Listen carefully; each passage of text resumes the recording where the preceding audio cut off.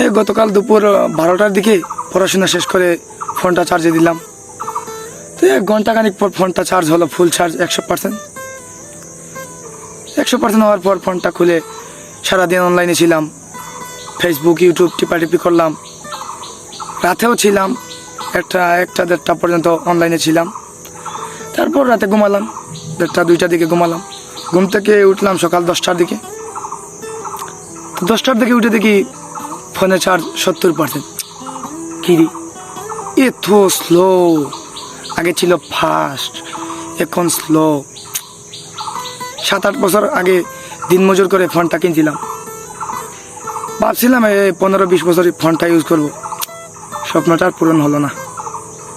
মাত্র 7 বছর যেতে না যেতেই ফোনটা এখন টিপা দিলে আধা ঘন্টা পর আসে। আমি আর এই ফোন রাখবো না, আসলেই আমি আর ফোন রাখবো না। এত স্লো, আগে ছিল ফাস্ট, এখন স্লো। আমি আর এই ফোন রাখতেছি না।